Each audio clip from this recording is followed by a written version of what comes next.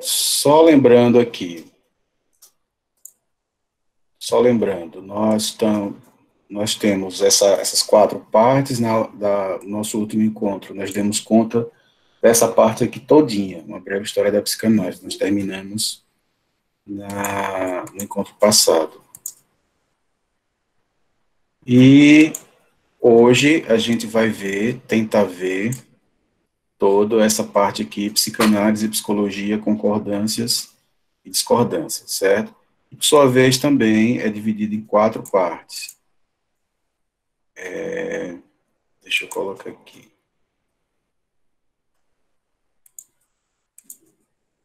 Pronto.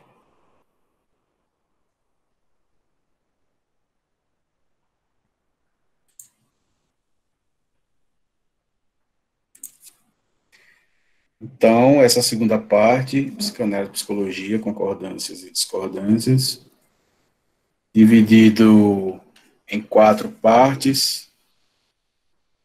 É a psicologia uma ciência? Pergunta. É a psicanálise uma ciência? Pergunta. Segunda parte, psicologia e psicanálise, principais distinções. Terceira, correntes da psicanálise. E quarto, a psicanálise e a universidade, né? Eu tenho certeza que tem muitas questões que vocês têm com relação a isso que vão ser respondidas aí. E eu estava olhando o material, estava revisando, e quando a gente chegar na terceira parte tem outras questões que com certeza vão responder muitas dúvidas que vocês têm, porque eu sei que vocês já colocaram. Por exemplo, aquela distinção entre o que é psicose, o que é neurose, o que é perversão, o que é complexo de castração, complexo de Édipo. Então, assim, tá, eu olhei e o material vai contemplar essas dúvidas. Como eu falei, quando a gente terminar toda essa parte aqui, que é introdutória, a gente vai partir para uma parte mais temática, né? Vamos falar dos principais conceitos da psicanálise, tanto em Freud quanto em Lacan, e a gente vai se ater mais a esses conceitos, certo? Cíntia falou, estava curiosa por essa questão. Qual das 4, Cíntia? Eu falei de quatro coisas aí, eu acho que você se referiu à última, né?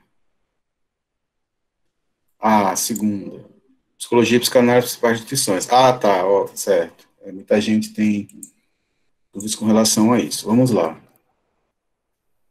É a psicologia uma ciência? É a psicanálise uma ciência?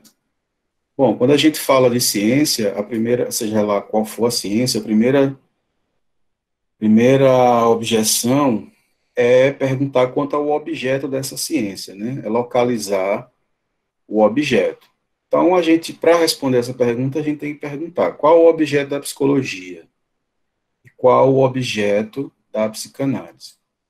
Tem uma frase aí do Hermann Ebbinghaus, né, de 1908, um dos primeiros psicólogos experimentais, que ele diz uma frase que eu já falei, acho que lá no nosso primeiro encontro, que a psicologia possui um longo passado, mas uma história curta, né? E isso serve para a psicanálise também. Ela, do ponto de vista histórico, são ciências bastante recentes, mas possui um passado muito mais longo enquanto tema, né? Enquanto aquilo que foi perguntado e colocado pelos antigos, e a gente pode remontar até antes de Cristo, né? Então, desde a antiguidade, pensadores, filósofos e teólogos de vários lugares e culturas dedicaram-se a questões relativas à natureza humana, à percepção, à consciência, estados mentais, à loucura. Então, a gente vê aí toda a história da humanidade, desde a antiguidade, tanto no Oriente quanto no Ocidente, né? Esses temas aí abordados de várias formas. As questões da percepção, as questões da consciência, os estados mentais e as questões relativas à loucura, né? Psicologia. Psico vem do termo grego psique, que pode ter vários sentidos, né? Uma palavra polissêmica. Porém, o mais usual, né, que a gente vê no nosso dia a dia é o termo alma, né, ou espírito. Logia, que vem do grego logos, que também é outra palavra polissêmica, mas que pode significar estudo, né? Então, a rigor, psicologia significaria estudo da alma. Agora, a questão é que compreensão você tem sobre alma, né? O que é a alma? Platão, como a gente também viu no último encontro, para ele o corpo é uma prisão, é um obstáculo da alma. A alma é uma coisa, para Platão, anterior ao corpo. Platão tem uma teoria em que a alma pré-existe ao corpo, ele vive lá em um lugar, em uma mansão, em que tudo é perfeito, e, e por alguma questão ele bebe a água de um rio, acho que é Rio Léter, e ele esquece tudo daquele mundo perfeito, ele vem para esse mundo, e esse mundo é um mundo de aprisionamento, né, que ele fica bastante limitado à matéria, limitado ao corpo. O ser humano possui mais de uma alma. Isso também é interessante em Platão. Para Platão, nós temos vários tipos de alma. E aí vem Aristóteles, que vem se contrapor a Platão em muitos sentidos, né? A gente pode dizer até que a primeira formulação propriamente dita da psicologia enquanto disciplina é aristotélica. Aristóteles diz: o corpo é um instrumento da alma, é o que dá forma à alma. Veja que diferença. Apesar da distinção que a gente faz entre corpo e alma, mas Aristóteles diz assim: não, a gente não tem como perceber a alma, a gente não vê a alma, a gente não escuta a alma, a gente vê o corpo, a gente percebe o corpo. Sem o corpo, a alma não tem forma. Né? É claro que Aristóteles tem uma tendência a associar a alma também à razão, ao pensamento, à mente, mas ele diz assim, a mente não tem como se manifestar a não ser através do corpo, né? Então, é bastante interessante esse pensamento aí de que o corpo é um instrumento da alma. Todo ser vivo possui somente uma alma, mas com diversas faculdades. Aí já é uma diferença para Platão, isso mesmo. Todos os seres vivos, né, possuem alma, mas a depender do nível de evolução desse ser vivo, do grau, nós possuímos faculdades diferentes. Então, segundo Aristóteles, seres vivos podem possuir três tipos de faculdades da alma. Vou já adiantar que o ser humano, todos esses tipos de alma que eu vou falar aí, o ser humano é o único que possui todas elas. A primeira, a alma vegetativa, tem por princípio a nutrição e a reprodução, a qual as plantas possuem, mas não só as plantas possuem e os animais possuem, e dentre os animais o ser humano, mas ela é típica dos vegetais, né? A questão é que os animais não se limitam somente a isso, mas os vegetais sim. Os vegetais possuem nutrição e reprodução. Os vegetais, por exemplo, não possuem sensibilidade, né? Por mais que a gente goste de planta, a gente acha que a planta sente frio, calor, amor, raiva, mas as plantas não sentem, elas se comunicam de maneira química, né? Eu lembro quando eu estudava no ensino médio, o professor dizia assim, as plantas possuem excitabilidade, é diferente, mas é uma questão química, porque tem plantas que fecham, que abrem, tem plantas que elas, umas plantinhas que a gente toca e elas fecham, então ela tem percepção, ela sente, não é químico, é puramente químico. Dois, a alma sensitiva, e aí sim, né, na qual se acrescenta a sensibilidade e a locomoção, que são características de um animal. Então aí nós já tiramos os vegetais. Os animais possuem alma vegetativa e os animais possuem alma vegetativa e alma sensitiva. Ele possui as duas faculdades, porque os animais além da questão da nutrição, reprodução, ele também tem a sensibilidade e a locomoção, certo? Os animais possuem os sentidos, né? 5 sentidos, pelo menos. E, finalmente, vem a terceira, que é a alma racional, que aí é uma característica do pensamento e somente o homem possui, somente o ser humano possui. Então, o ser humano possui as três faculdades da alma: a alma vegetativa, a alma sensitiva e possui a alma racional, né? Característico do ser que, digamos assim, se utiliza do logo, se utiliza da ideia, e consegue antecipar as suas ações através do pensamento, né? Ele consegue prever algumas ações através do pensamento, coisas que os animais não fazem, certo? Ou se fazem de maneira muito elementar, muito primária. A noção grega de alma como intelecto, razão, desde então, atravessou toda a história do Ocidente, mesmo com o cristianismo. Então, a gente, a gente herdou da cultura grega, né, a alma como o nosso intelecto, como o nosso entendimento, como nossa razão, e mais tarde, através principalmente da influência da escola inglesa, como mente, né? A alma é a nossa mente. E, claro que sempre existiu a religião é até anterior à filosofia, então, claro que sempre rivalizou com a noção de alma no aspecto religioso.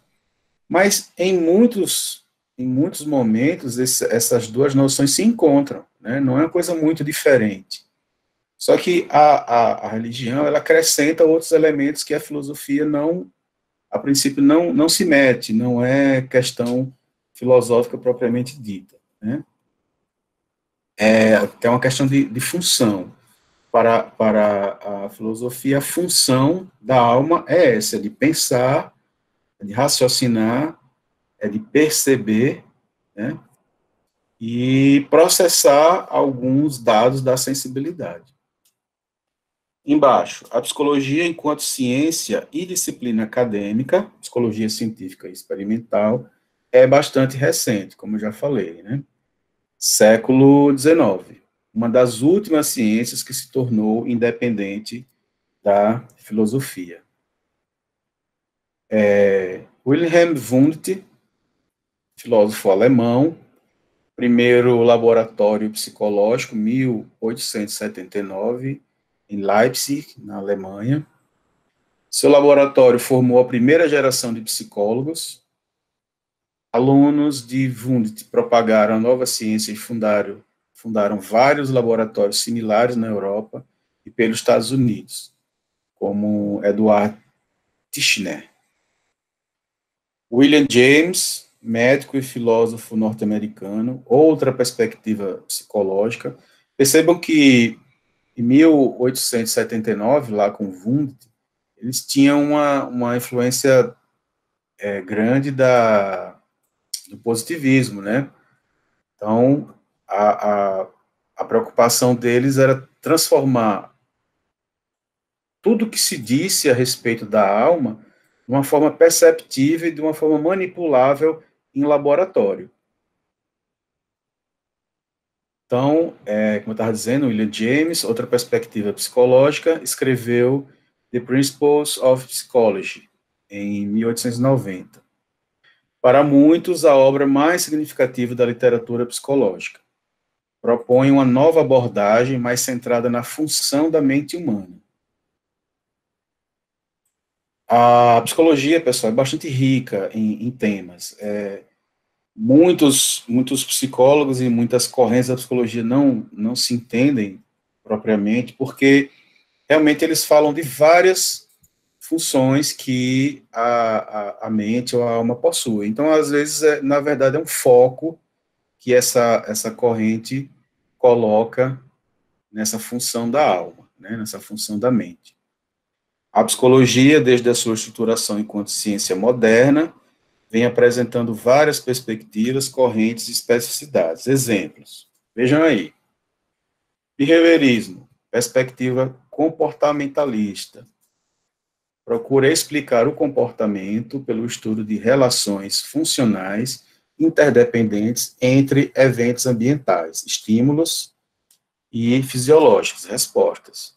A exemplo dos behavioristas Pavlov, Watson, Skinner e outros.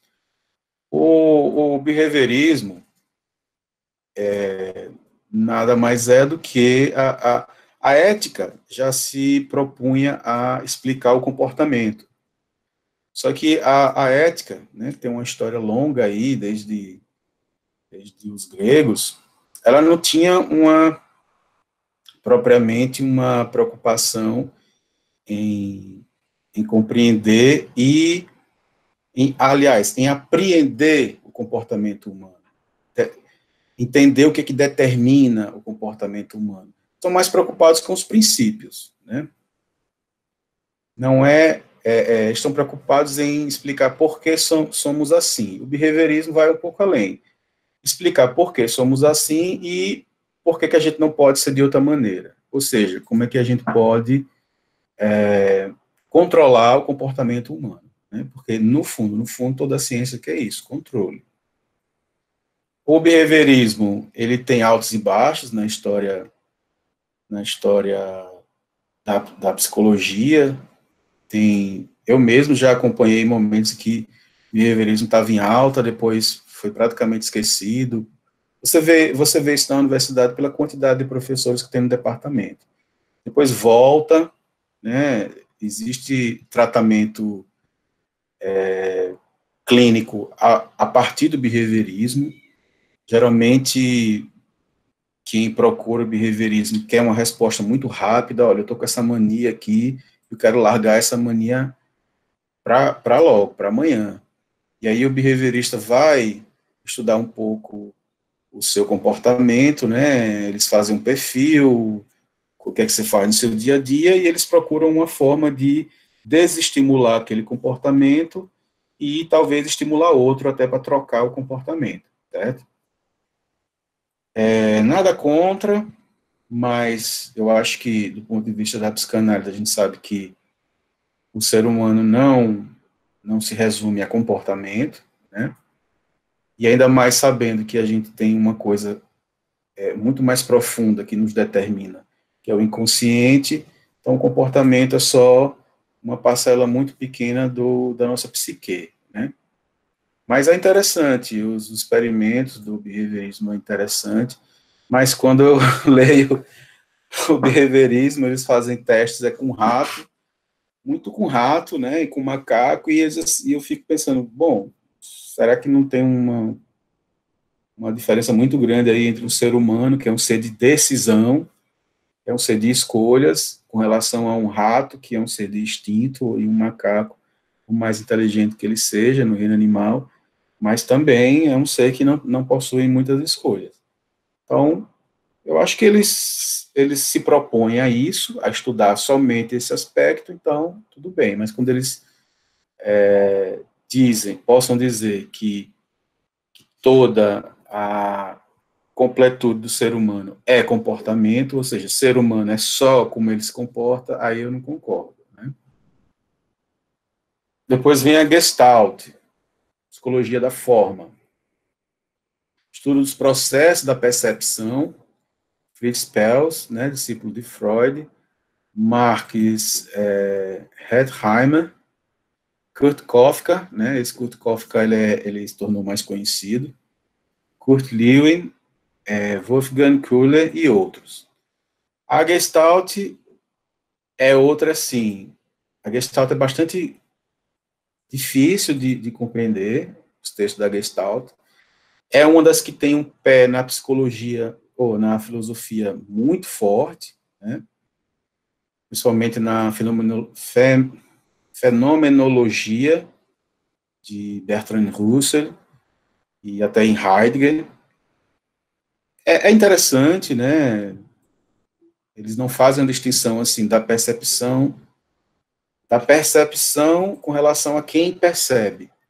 Né? Eles não fazem essa separação. É interessante dar uma estudada. Eu vi Eu vi a Gestalt em moda nos anos 90, início dos anos 2000, depois, como eu falei, é um problema isso, porque as correntes, eu sei que existe a questão da sobrevivência dos profissionais, mas às vezes as pessoas procuram resposta, procuram tratamento e, felizmente, vão somente nessas correntes que estão em moda. Alguns profissionais também que só estão tratando as pessoas porque está em moda e depois largam. Largam o paciente, largam a moda, largam tudo. E a Gestalt, eu vi muitos psicólogos no final dos anos 90, início dos anos 2000, que eram da linha da Gestalt, muitos estudiosos da linha da Gestalt, e depois somem. Impressionante. Construtivismo, Jean Piaget, aborda como se dá o desenvolvimento e a aprendizagem, principalmente na criança. Piaget já teve bastante em moda, né?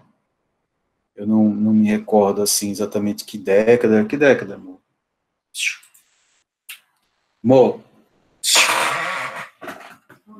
que década a Piaget teve mais sucesso, assim?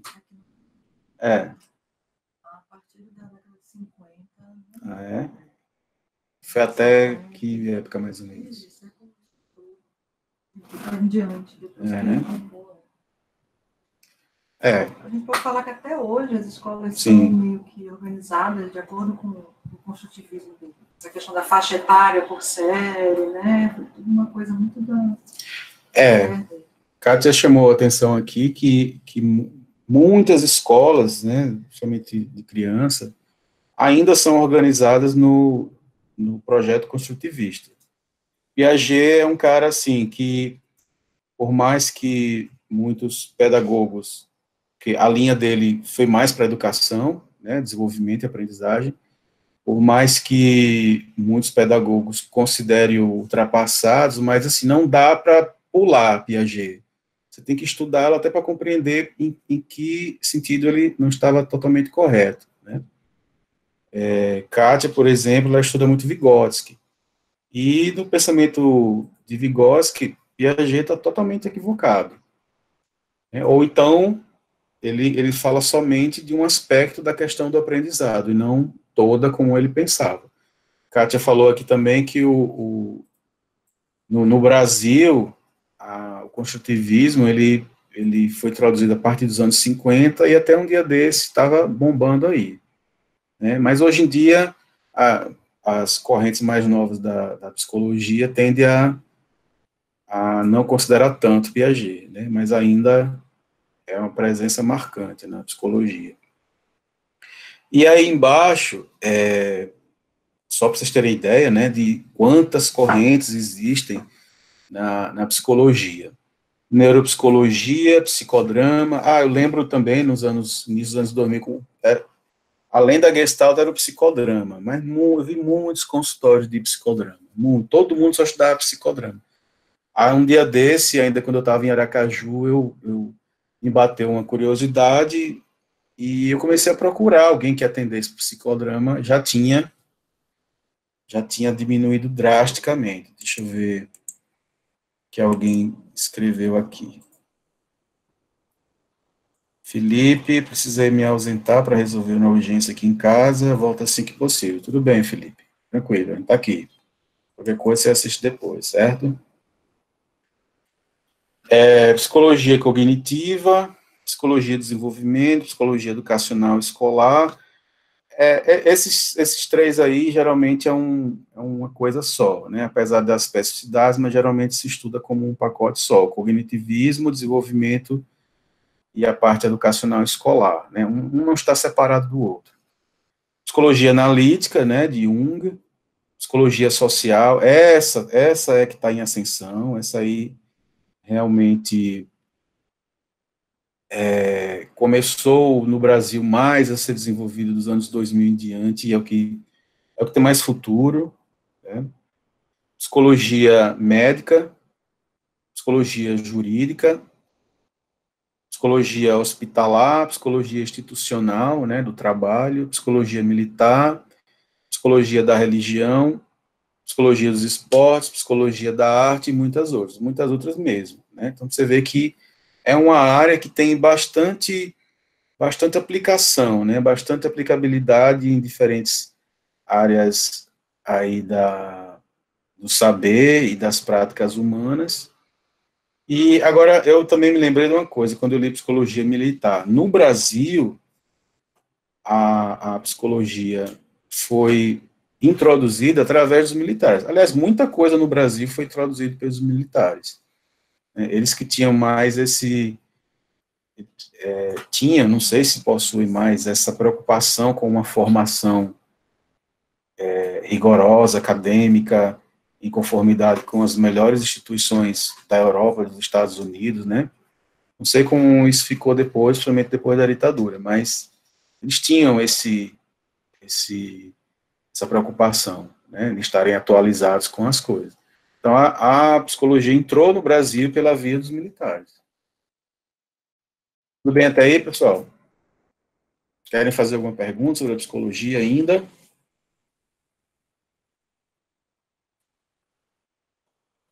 E, pessoal, estão me ouvindo?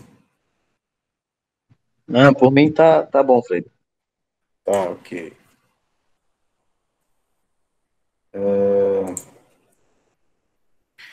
Psicologia e psicanálise, principais distinções, né? Freud começou a sua carreira teórica na medicina, mas também se interessou pela psicologia, porém, não menos que a literatura. É importante que se diga, né?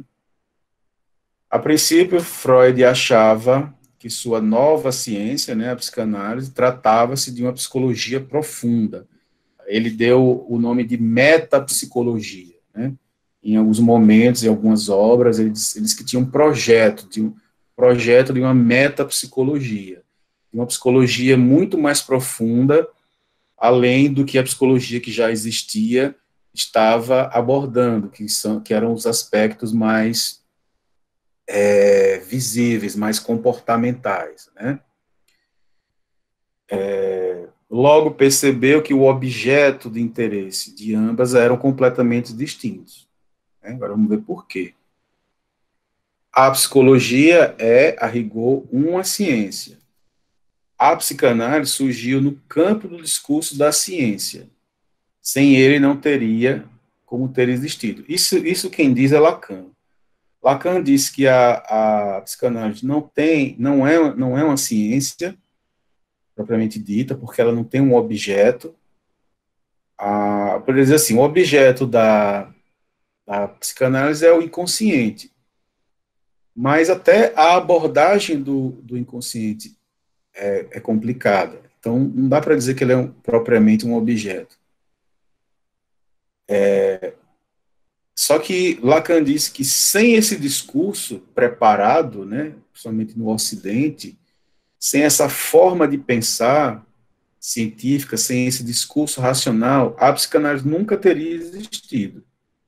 Ela nasce nesse terreno, ela nasce desse terreno, mas depois ela se torna distinta, né? Mas sem realmente, digamos, por exemplo, o discurso moderno, o discurso iluminista, o discurso de valorização da razão e do pensamento, a psicanálise nunca teria existido. Ela tem uma dívida com isso. Até porque Freud vem disso, né? Freud pretendia fazer da psicanálise uma ciência.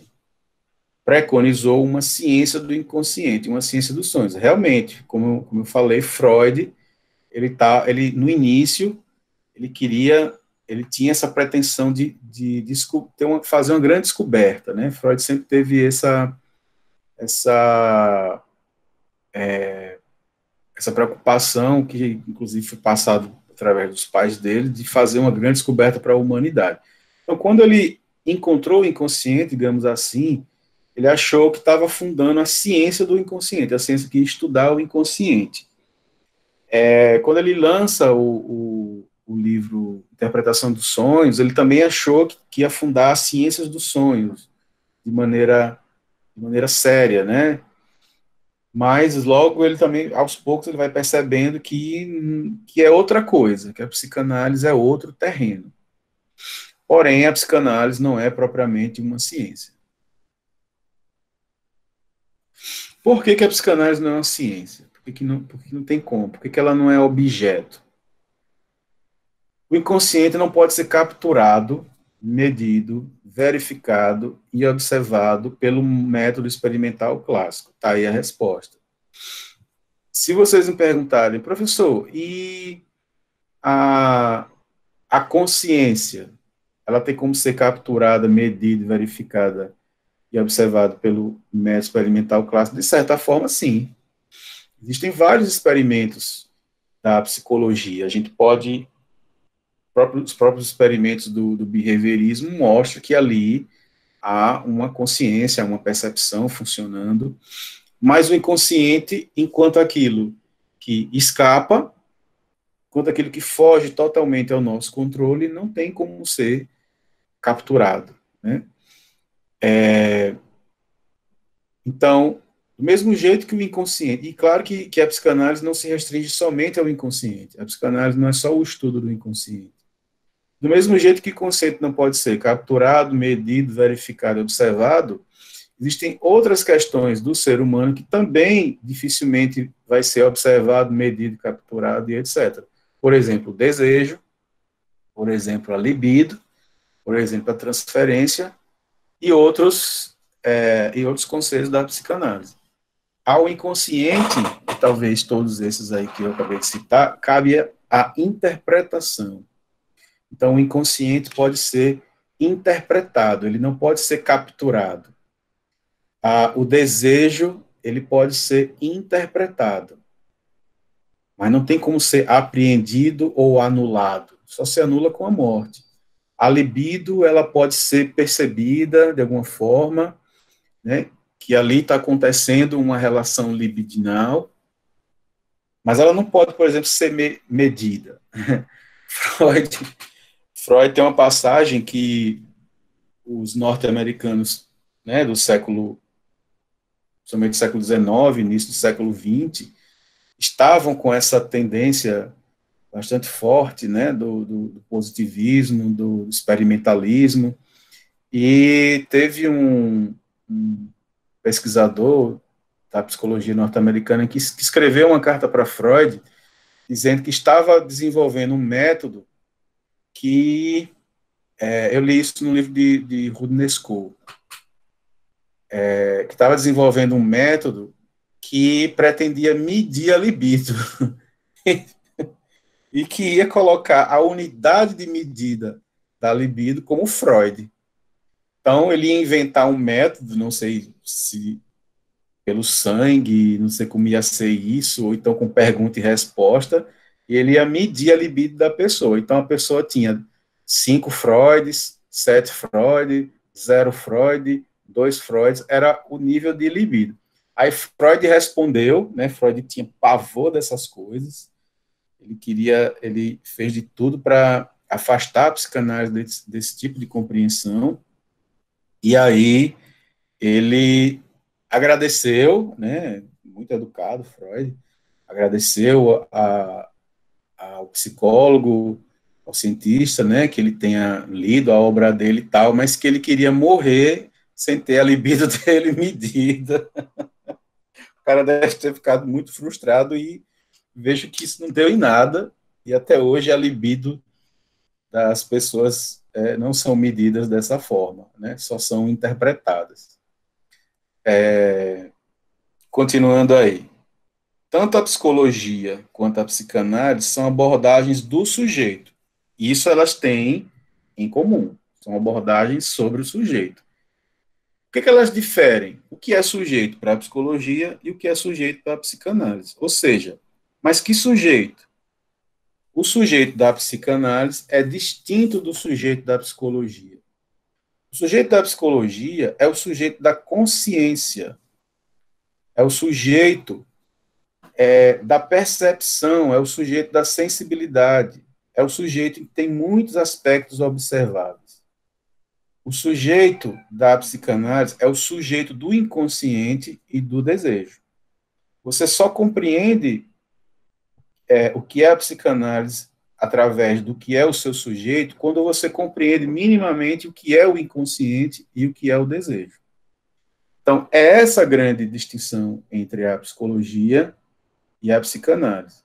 O sujeito da psicologia é o sujeito advindo do discurso da ciência, discurso da verdade, como vocês vão ver um pouco mais abaixo. E o sujeito da psicanálise é o sujeito do inconsciente, é o sujeito do desejo, é o sujeito do inapreensível, é o sujeito daquilo que pode ser interpretado e não dito uma verdade sobre ele, certo?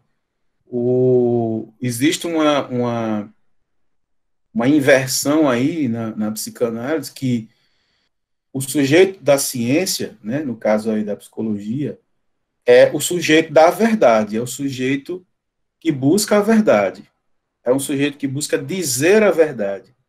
O sujeito da psicanálise é a verdade do sujeito, é um sujeito que diz uma verdade sobre si mesma. Não tem nenhuma outra ciência que diga melhor sobre ele do que ele mesmo. O que, por exemplo, sobre o sofrimento próprio, sobre o desejo próprio, sobre o que quer, o que não quer, o que tem medo, o que tem pavor, o que o incomoda. Então, nenhuma ciência vai dizer sobre ele melhor do que ele mesmo. Então, veja que a psicanálise é uma inversão. Por mais que ele esteja bastante, digamos assim, ele esteja bastante iludido, né? Ele não tenha muita clareza sobre o seu desejo, mas ninguém melhor que ele para falar sobre a verdade dele do que ele mesmo, certo? Não existe ciência que fale melhor dele do que ele mesmo. Agora, se eu tenho uma doença na minha pele e eu não sei o que é isso, é outra questão. Eu não estudei sobre isso, eu não tenho conhecimento sobre isso. Aí sim, aí é o sujeito da verdade, é a medicina. A gente procura alguém que diga aquilo que eu tenho. Um médico, um especialista vai dizer, através de exames, de observação, vai dizer, você tem isso, mas você não é isso. Você tem uma coisa, você pode se livrar ou tratar, mas você não é isso. Então, no início de uma análise,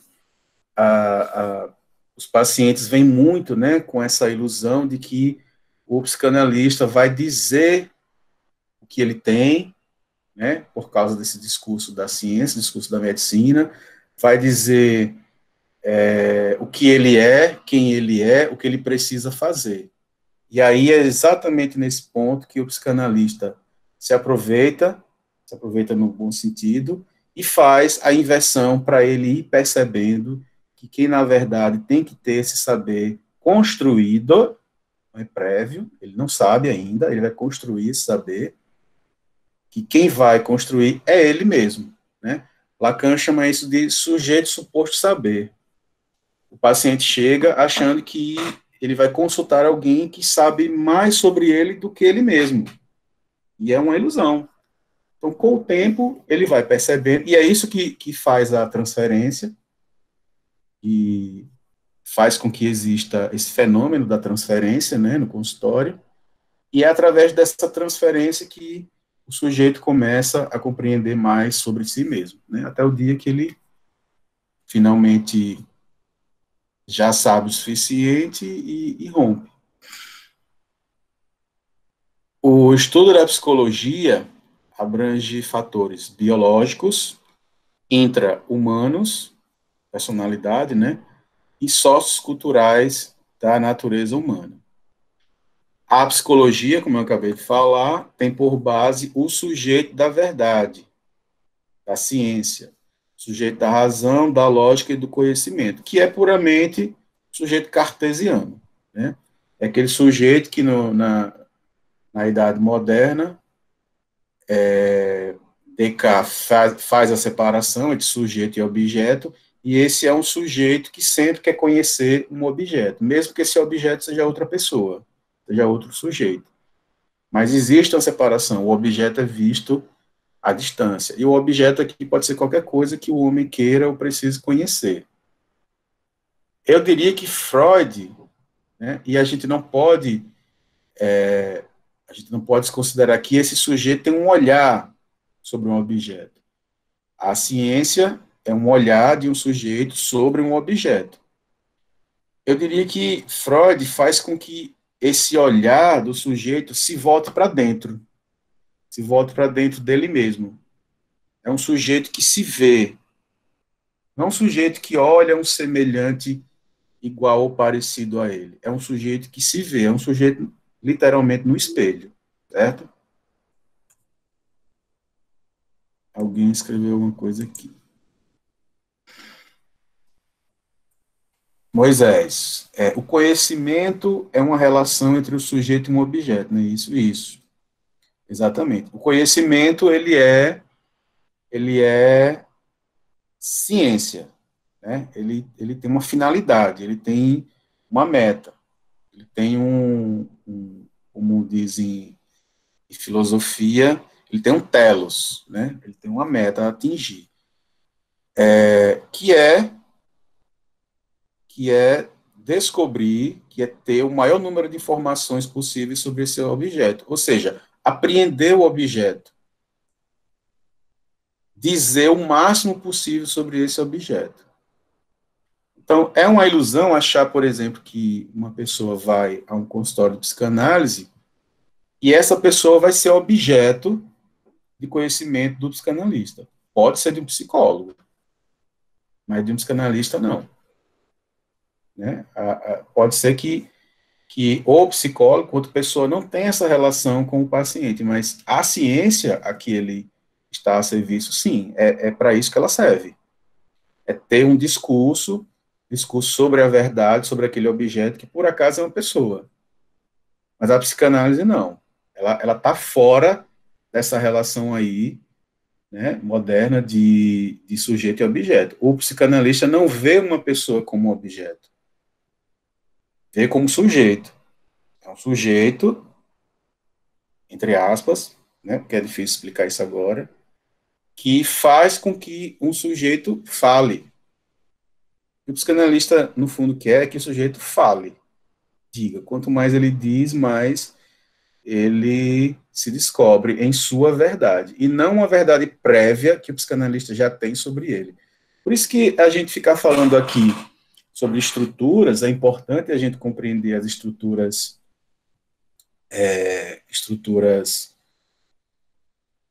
da psique, se é neurótico, se é perverso, se é psicótico, mas isso não diz nada sobre o sujeito. Né? Só fala um pouco como é que se estrutura o discurso dele, como é que se estrutura a psique dele, mas quem é ele de verdade não tem nada a ver com isso. Quem tem que dizer, quem tem que construir é ele, certo?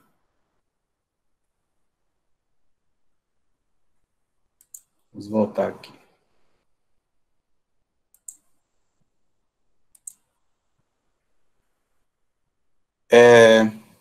A psicanálise é, antes de tudo, um discurso do sujeito, e não um discurso sobre o sujeito. É isso que eu acabei de falar com vocês, certo? A psicologia também é um discurso, né? Um discurso da ciência, é um discurso da verdade, mas não é propriamente um discurso do sujeito. A psicanálise, sim, é um discurso que o sujeito constrói, e não que alguém constrói para ele. A psicanálise tem por base a verdade do sujeito, e não mais o sujeito da verdade. Pessoal, é muito importante essa compreensão, certo? O sujeito da psicologia, o sujeito da ciência, é o sujeito da verdade. É um sujeito que busca a verdade, mas ele acha que essa verdade não tem nada a ver com ele. Ele quer saber a verdade sobre as coisas, a verdade sobre as pessoas, a verdade sobre a sociedade, a verdade sobre o ato de conhecer, mas a verdade do sujeito, que é a verdade do sujeito da psicanálise, é um sujeito que se volta para si mesmo.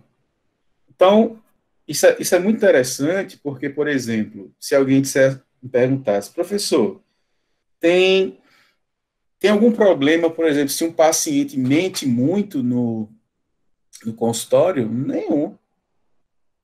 Se aquela é a forma que ele constrói a verdade dele. O psicanalista, nem de longe, é alguém que vai ficar fazendo uma mediação com a realidade, dizendo assim, você está mentindo, isso que está dizendo é mentira, você está entrando em contradição. Não. Ele mesmo vai percebendo, né? Ele mesmo um dia vai ter que se colocar, por que, que eu minto tanto? Por que, que minha vida é tão artificial, tão falsa? Por que, que eu tenho que construir tanta mentira, tanta ilusão? Né? Mentir demais é se proteger de alguma coisa. Isso é sintomático. Do que eu estou me protegendo? Quem eu estou querendo proteger? Então, para a gente é irrelevante que um paciente, por exemplo, minta no consultório. Né? Por que a gente não está muito preocupado com isso? Está muito mais preocupado com que ele fale. Com certeza, alguma coisa nessas mentiras tem uma verdade. Tem uma verdade a se retirar daí. Então, a gente deixa o paciente à vontade nesse sentido. Mesmo a gente percebendo que, do ponto de vista da realidade, dos fatos, uma coisa não bate com a outra. Né? O psicanalista não é surdo, não é cego. A gente percebe, mas a gente tem que estar com um olhar em outro lugar. Por que, que ele mente tanto? Um dia ele vai perceber. Né? Um dia ele vai tentar interpretar o ato de mentir, e não as mentiras em si. Então, eu acho que esse é um exemplo interessante para a gente perceber o que é a verdade do sujeito. A verdade do sujeito pode ser uma mentira, pode ser uma tendência forte em mentir, não tem problema. Agora, isso é diferente em outras aspectos da relação humana. Por exemplo, mentir no juramento, mentir ao juiz, isso é muito complicado. Mentir ao delegado, mentir ao advogado, mentir à esposa, mentir ao marido, mentir aos alunos, os alunos mentir ao professor. Isso é outra questão, né? Isso é ética, isso é moral, isso é relação de confiança, é relação de acordo, de tratados, é uma relação política, propriamente dita, né? Ética política. Mas na psicanálise, essa verdade do sujeito, ela pode vir de várias maneiras, inclusive na forma de mentira.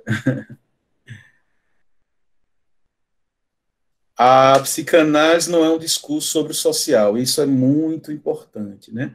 Até a própria psicologia não era, até pouco tempo, um discurso sobre o social, e como eu falei, ela agora está adentrando nas explicações sobre o social e está sendo muito bem aceita, mas a psicanálise nunca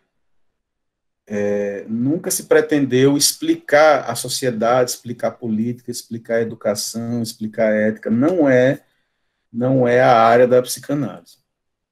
A psicanálise não busca explicar fenômenos sociais, né, como está aí. Uma análise, por quê? Porque uma análise do inconsciente é feita de um por um, individualmente. A rigor, é impossível uma psicanálise de grupo. Então, veja onde chegamos. Professor, o que quer dizer isso? A análise do inconsciente é feita de um por um.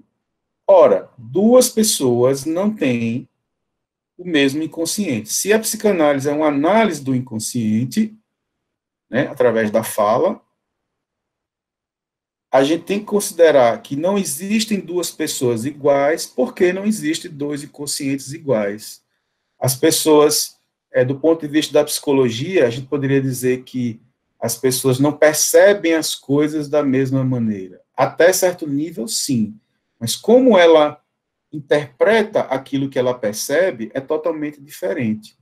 Que efeitos dados da realidade da percepção têm sobre as pessoas é totalmente individual. A gente tira isso, um exemplo muito simples, por exemplo, na nossa própria casa. É o mesmo pai e a mesma mãe, mas ele tem 2, 3 filhos e eles não são iguais. Ora, por que não? Se eles são do mesmo pai e da mesma mãe, às vezes têm idades muito próximas, cada um vai ter uma realidade psíquica totalmente única. Então, a psicanálise não tem essa pretensão de explicar a sociedade, porque ela é uma coisa feita um por um, pessoa por pessoa, sujeito por sujeito, melhor dizendo. Professor, então não existe psicanálise de grupo, é? Não, não existe. Algumas correntes, né, da psicanálise, que não propriamente freudiana e nem lacaniana, que usa, né, a psicanálise em análise grupal, mas eu diria que são muito mais métodos da psicologia do que da psicanálise propriamente dita. Você não tem como analisar um inconsciente em grupo. Não tem, é impossível. Eu acho que até a pessoa sozinha, no meio de várias pessoas, ela é capaz de analisar o inconsciente dela mesma sozinha, do que o grupo conseguir fazer isso. Eu acho que tem um nível de que a pessoa está em análise, que ela mesma começa a analisar o inconsciente dela, ela não precisa mais estar no consultório o tempo inteiro, né? Aliás, é isso que a psicanálise pretende, que uma análise pretende. Com o tempo, ela começa a interpretar as questões dela. Claro que isso pode demorar muito tempo, mas ela mesma começa a fazer isso fora do consultório. Mas em grupo, isso é muito improvável, certo? Isso são algumas apreensões de algumas correntes da psicanálise que fizeram isso. Nos Estados Unidos é cheio dessas questões. Cheio, cheio, cheio. Eles têm grupo de tudo lá. Mas tem uma explicação isso. Cíntia, não, vamos aqui um pouco antes.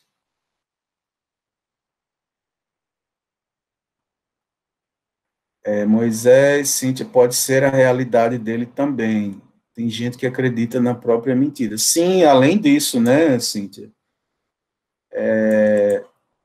Além de ele acreditar na própria mentira, né, tem essa questão de que a mentira tem uma função psicológica para ele, né? Tem que entender por quê, tem que se interpretar o que é a mentira, ou o ato compulsivo de mentir daquela pessoa, tem que ser interpretado. Marcos, vou precisar me ausentar, tudo bem, que já são 4 horas, né? Alice, eu também preciso me ausentar, tudo bem. Cíntia, eu acho super interessante porque a psicologia trabalha em grupo. Algumas áreas da psicologia, algumas tendências da psicologia que tem trabalho em grupo, mas não a psicologia, certo? Mas não a psicanálise. Cíntia, pois do meu ponto de vista, em grupo atrapalha mais que individual.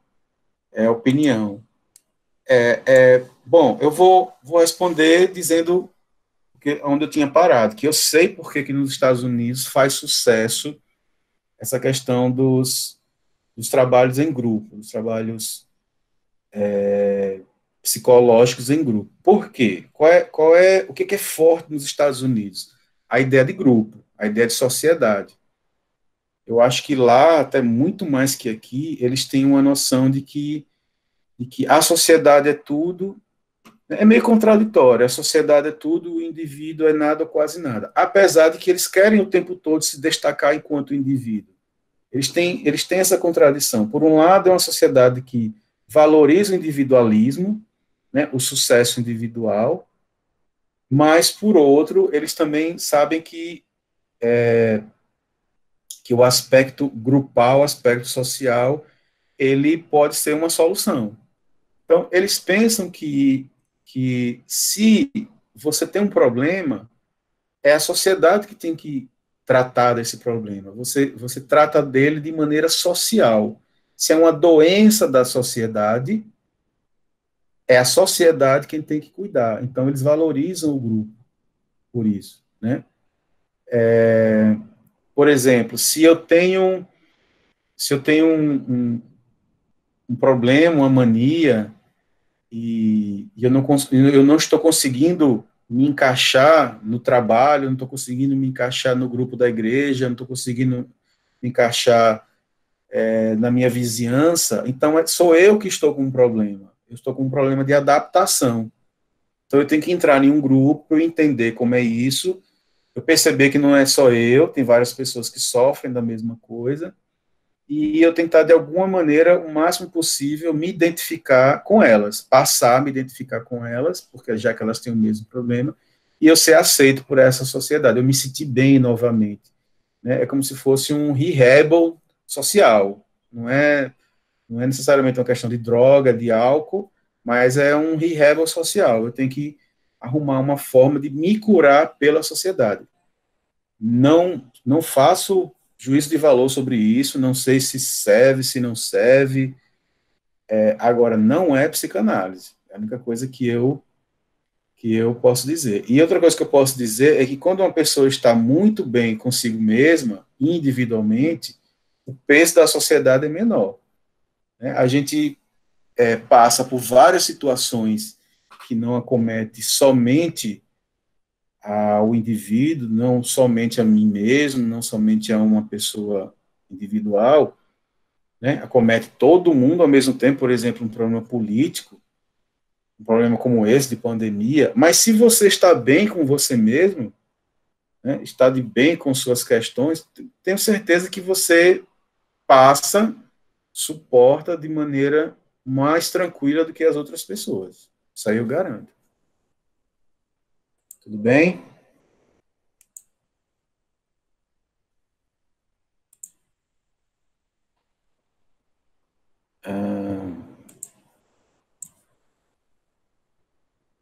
Bom, continuando, a marca do sujeito para a psicanálise não é a sua personalidade, nem o seu comportamento, e sim o seu inconsciente.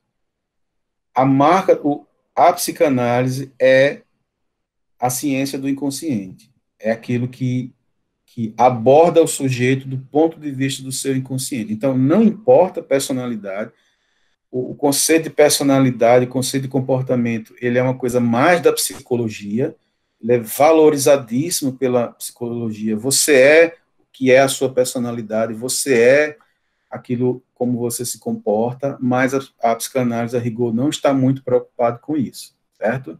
Por isso que a gente não está muito preocupado com as pessoas, os fenômenos, né?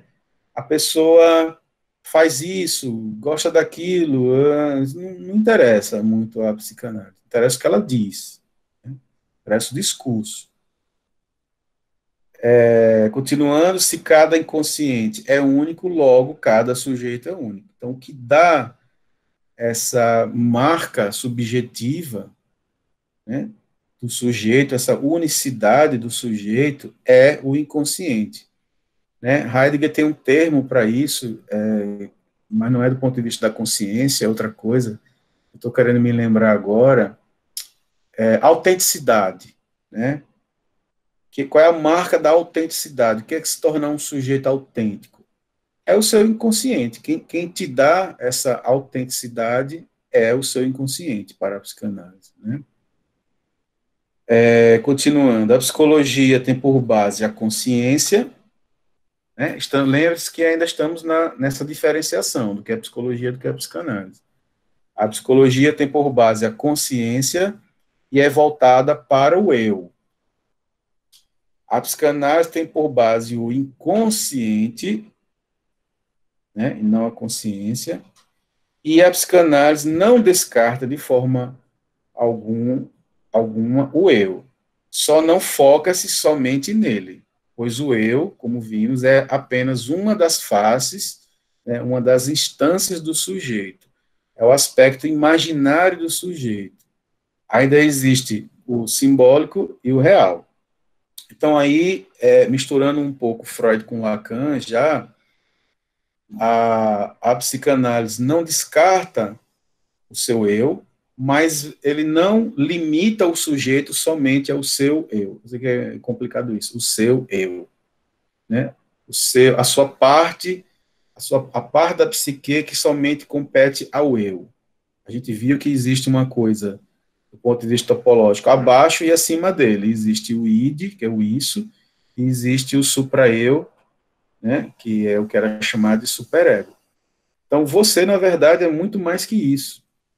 E da parte de Lacan, existem outros aspectos, que não somente o aspecto imaginário. Focar somente no eu é supervalorizar o aspecto imaginário do sujeito, que nós temos, que é extremamente importante na nossa vida, mas não é o único.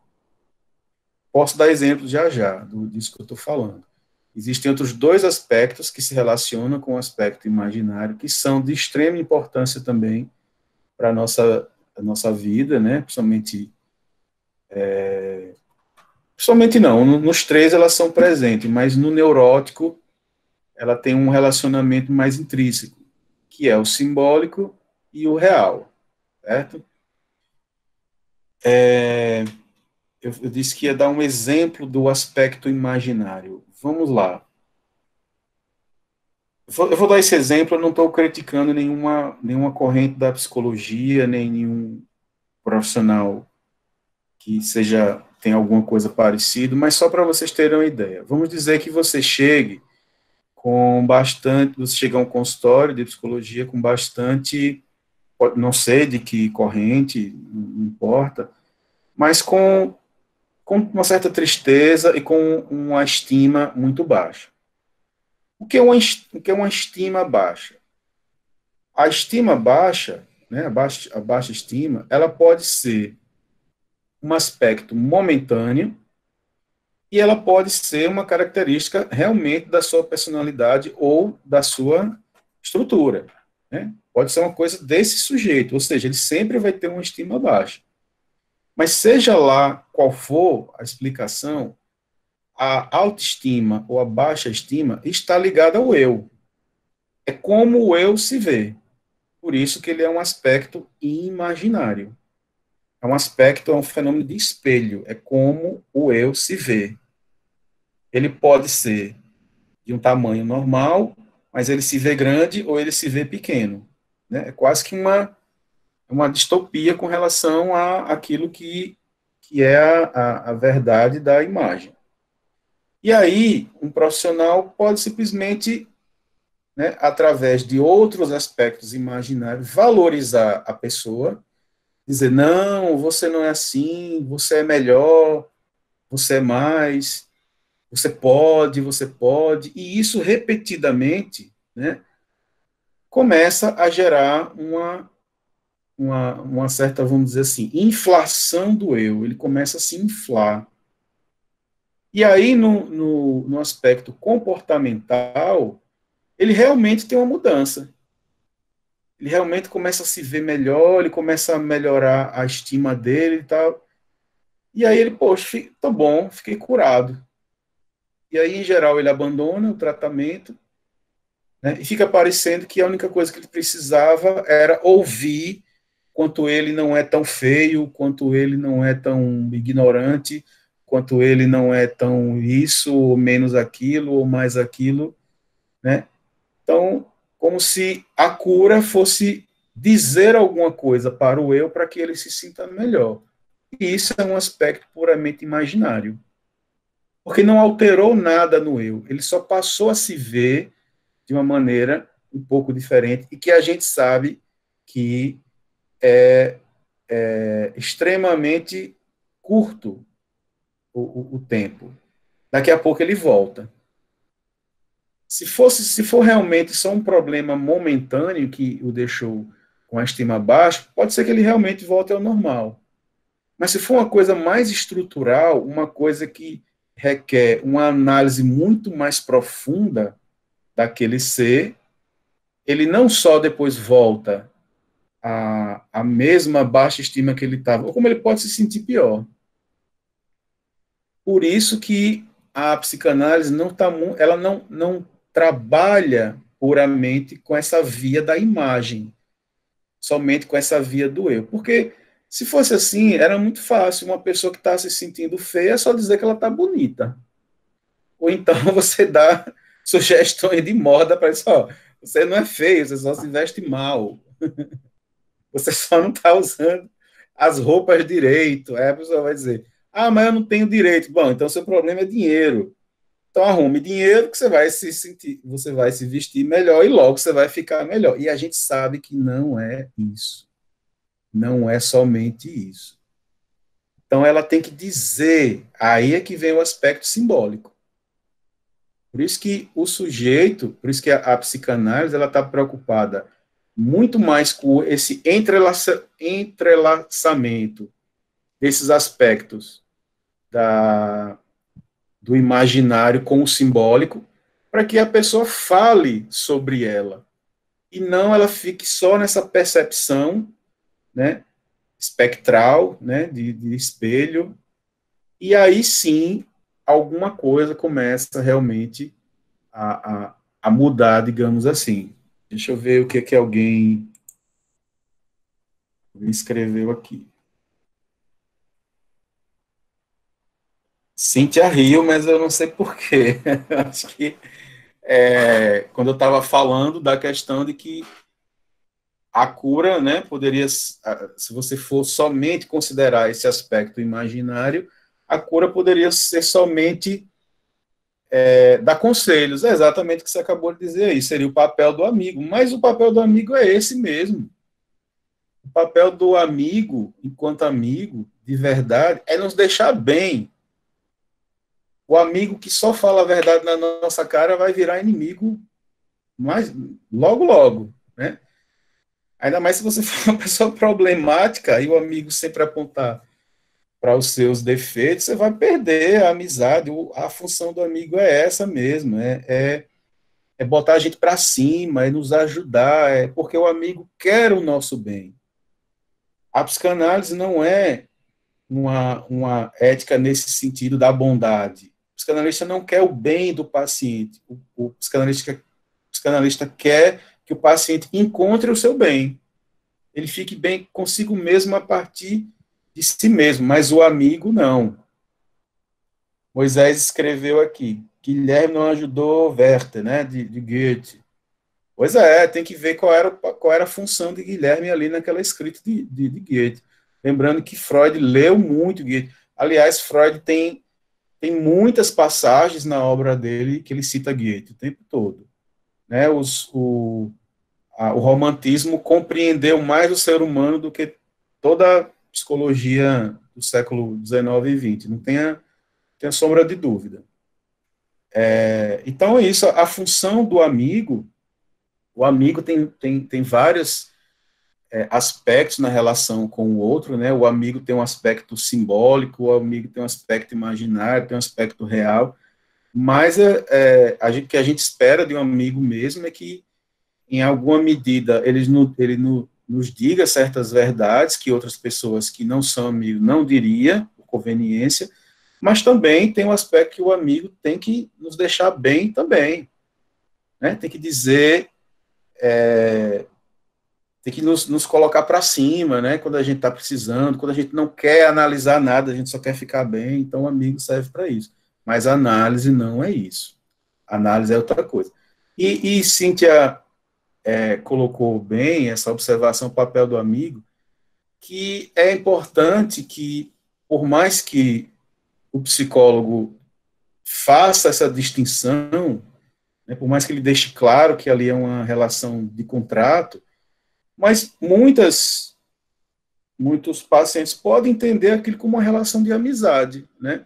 Eu conto meus segredos ao meu amigo psicólogo, ele sempre me deixa bem, eu saio sempre melhor de lá, eu saio com a alma lavada, eu saio me sentindo maior, né, uma pessoa melhor, e isso é muito complicado. Né? Se você compreender que ele se propõe a ficar no nível do eu, no nível do fenomênico, no nível da consciência, tudo bem, ele está cumprindo a função dele.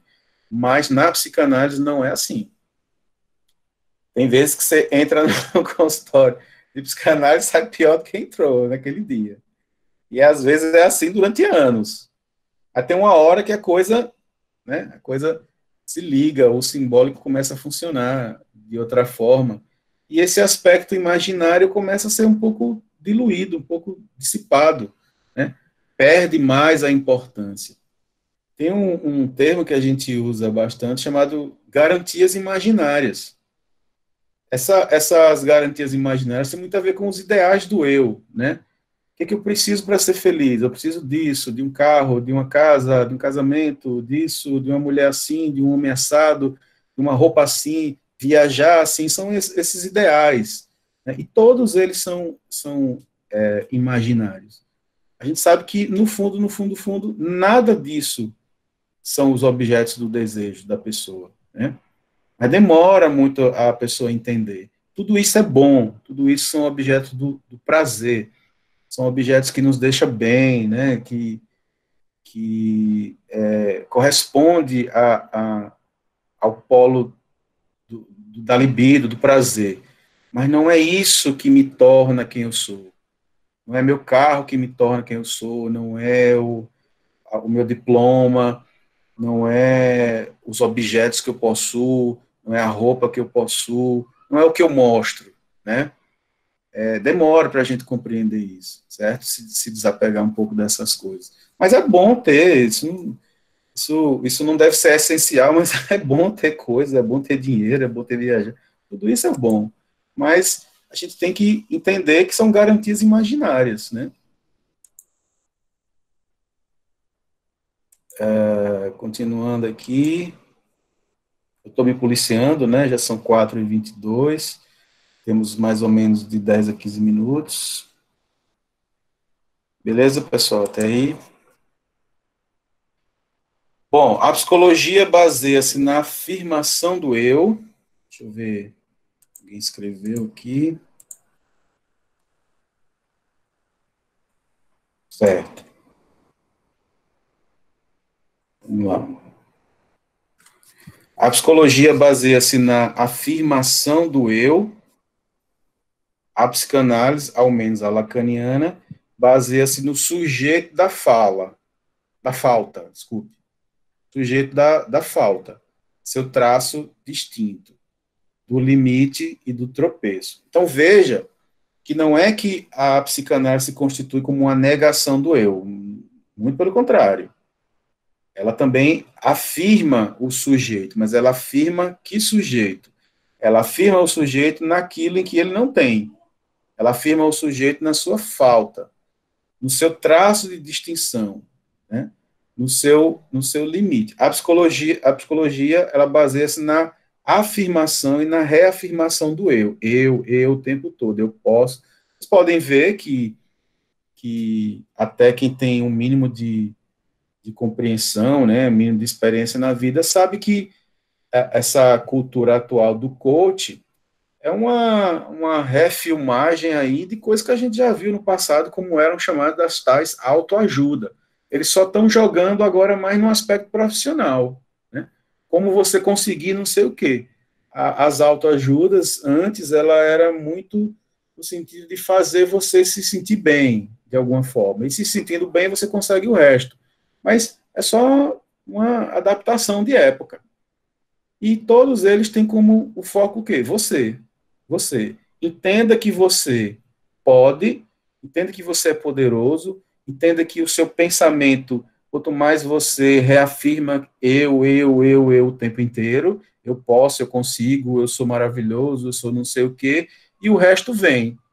Né? É uma afirmação incessante aí do eu. A psicanálise não está focada nisso, certo? Pelo contrário, ela está preocupada naquilo em que onde você não está, onde conscientemente você não está, onde conscientemente você não aparece. Né? Onde conscientemente você não aparece é onde inconscientemente você aparece. Ali é onde está você. Sei que isso é meio complicado, né, de compreender ainda. Mas o seu traço, o seu distinto, não é nada disso aqui e que você se afirma o tempo todo, conscientemente. Né? Isso só são ideais. O seu eu mesmo, digamos, né, o seu traço uno, o seu traço distinto, ele é inconsciente, ele não é tão acessível assim. Né? Eu poderia dizer que você, não é que você seja um nada, mas você é um quase nada. Você é um tracinho, é um risquinho lá. O resto é muitas junções de muitas coisas aí, do seu pai, de sua mãe, de sociedade, ideais, né? Uma montagem de ideais com um circuito funcional, mas você mesmo é o que se salva, é muito pouco. Mas é esse muito pouco que você tem que ir atrás. Porque você, como diz Lacan, és isto. Né? A psicanálise, portanto, né, é importante que se diga, não é um tipo de psicologia que muita gente acha. Psicanálise não é uma corrente da psicologia. E nem é uma disciplina da psicologia, né, como eu coloquei aí. É um saber inteiramente independente, com conceitos próprios, bases teóricas e práticas próprias, e uma história própria também. Entretanto, nada impede que ela seja abordada, estudada e utilizada por algumas correntes acadêmicas da psicologia, da filosofia, da sociologia, das artes e da cultura em geral. Isso a gente viu logo nos nossos primeiros encontros, que a psicanálise, né, Freud, como diz Renato Mezan, é um pensador da cultura. Por mais que ele quisesse construir a ciência do inconsciente, a ciência do sonho, ele acabou dando uma contribuição à cultura humana ocidental, né, e até oriental como um todo. Né? Por mais que ele não tenha medido isso, ele não tenha previsto isso, mas ele deu uma contribuição. Então, existem muitos elementos da psicanálise que são estudados por várias áreas diferentes, mas a psicanálise não deixa de ser a psicanálise por isso. Né? Ela é lida, né? Ela, digamos assim, ela é apropriada por várias outras áreas, mas ela tem seu próprio estatuto. Né? A psicologia adotou o modelo clínico-terapêutico da psicanálise, né? Ouvir a fala do paciente.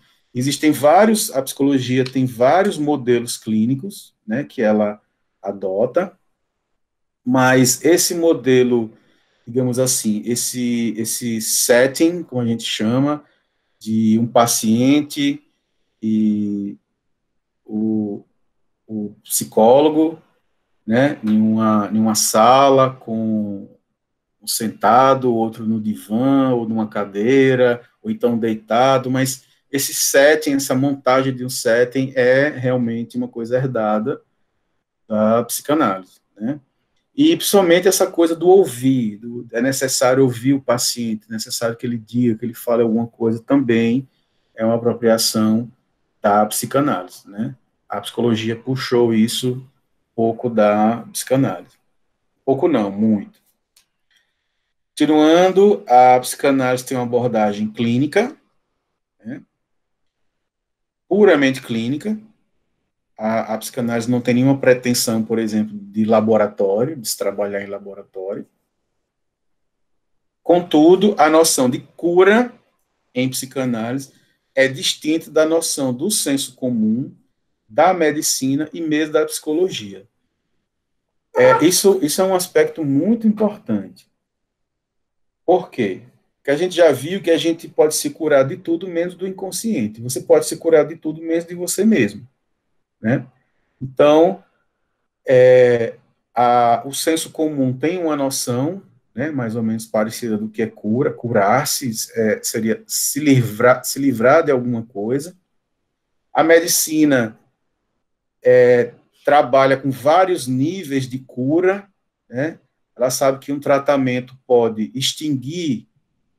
extirpar de vez uma moléstia, como ela pode ter uma coisa mais terapêutica, ou seja, aprender a conviver com aquilo sem que aquilo te mate.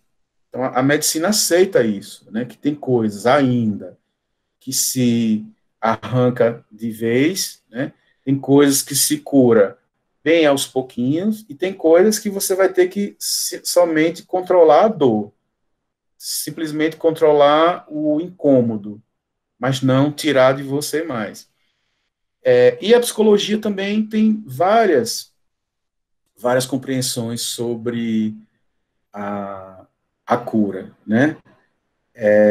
Existem linhas da psicologia que vai dizer que realmente são capazes de tirar uma coisa da pessoa, retirar uma mania, retirar um sofrimento, retirar uma lembrança, e tem outras correntes que não, que vai lhe prometer que você mais tem que se adaptar às circunstâncias do que propriamente mudar as circunstâncias, né? Mudar aquilo que está te fazendo ter um problema. Então, apesar da psicanálise tem uma abordagem clínica, mas ela não trabalha com esse conceito de cura. Não existe cura na psicanálise, certo? Porque a neurose não é uma doença nesse sentido, né, de algo que você contrai e tem que extirpar. Você não contrai você mesmo, não tem como. A psicose, muito menos, né? Ninguém se cura de loucura, por exemplo, ninguém deixa de ser louco. E a perversão, muito menos, né? Então, continuando, não se cura do inconsciente, né? Eu sei que a gente, quando tem certos problemas, e são problemas da alma, né? São problemas da psique, a sensação que a gente quer é que seja algo como se fosse na medicina. Eu tomo um remédio e fico bom, mas não é bem assim. A cura de alguns sintomas vem por acréscimo, sim. A psicanálise não promete cura do sujeito, né, de forma nenhuma. Também não promete cura de alguns sintomas, mas realmente o tratamento psicanalítico ele consegue, às vezes até sem querer, modificar a estrutura do sintoma. A gente, sem querer, muda de sintoma. E claro que a gente tem que trocar o sintoma por um que faça menos mal, ou até um que a gente nem se dê conta que tem mais. Ele deixa de ser um incômodo. Então, existe sim uma abordagem não direta do sintoma, mas existe uma abordagem, uma compreensão do sintoma na clínica psicanalítica, mas não no sentido de extirpar. O sintoma é importante para o sujeito, mesmo que ele não entenda a importância que o sintoma dele tem, mas tem, né? Lacan, isso a gente vai ver mais na frente, ele explica que existe um inodamento entre a estrutura simbólico, real e imaginário, e tem o sintoma ainda que passa, né, perpassa por toda essa estrutura aí, é um inodamento, não é fácil de retirar. Então, o sintoma às vezes dá uma afrouxada, mas depois aperta em outro aspecto, mas você não se livra dele, não tem como.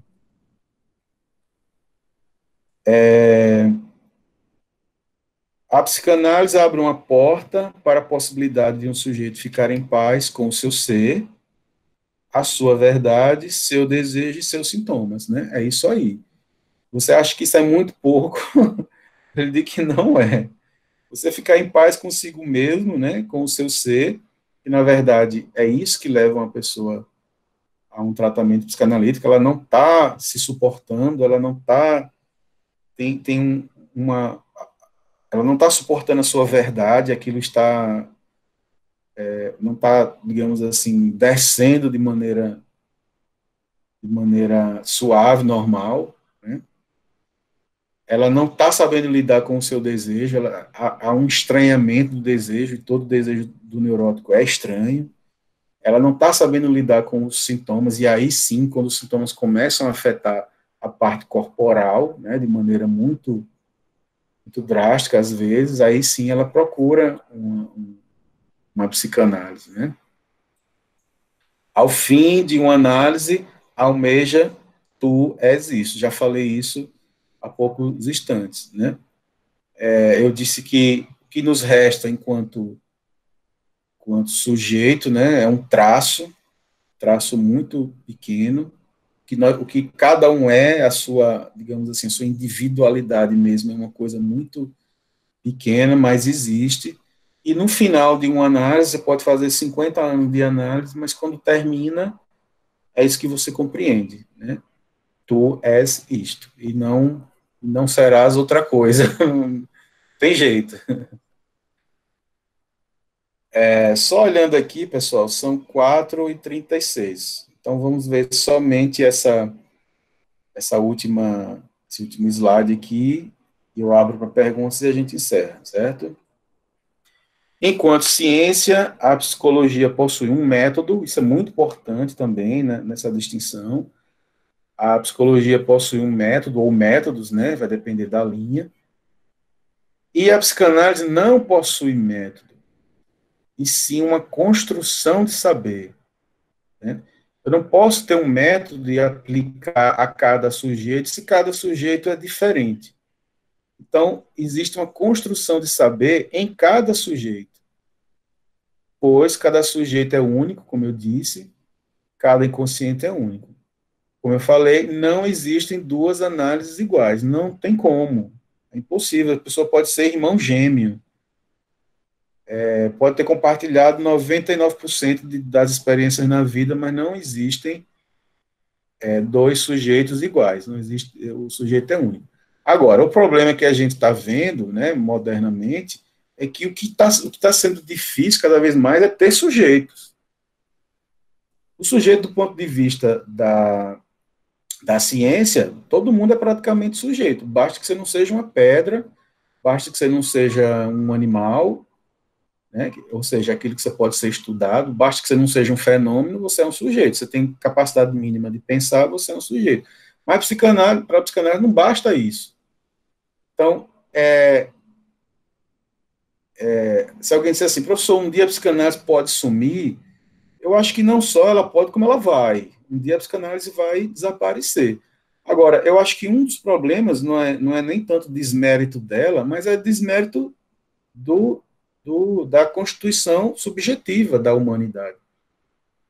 Professor, do que você está falando? Ora, quanto mais as pessoas priorizam comportamentos de boiada, quanto mais elas priorizam acompanhar umas outras, querem cada vez serem iguais, cada vez mais ter o que as pessoas têm, falar como as pessoas falam, se comportar como as pessoas se comportam, elas perdem sua característica de unicidade.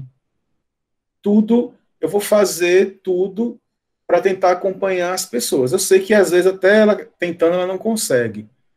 Mas o que é perigoso é esse desejo de ser, esse desejo de não ser, esse desejo de não ser um ser único, esse desejo de ser uma massa. Não, o que interessa é que eu quero fazer parte de um todo, parte da sociedade, parte de um grande grupo, parte de um grande grupo de poder. Ou seja, você some, você passa a ser um nada invisível. Pelo menos o sujeito da psicanálise é um nada visível, é um nada que pelo menos se enxerga. Mas quando você tenta se fundir a grandes grupos, a grandes projetos, a esses comportamentos de boiada, é isso que vai matando o sujeito. Ele não tem experiências próprias. Ele não tem experiências subjetivas. Logo, ele não tem questões subjetivas. Ele responde toda e qualquer dúvida através do comportamento de grupo. Né? Vou dar um exemplo aqui, por exemplo, a religião. Não estou criticando nenhuma religião, só estou usando o exemplo. Você faz parte de um grande grupo religioso e daqui a pouco você começa a sentir mal com alguma coisa e a religião pode dizer muito bem, dizer assim, olha, o que está faltando é você rezar mais. O que está faltando é você vir mais à igreja. O que está faltando é você usar roupas que sejam mais coniventes com a igreja.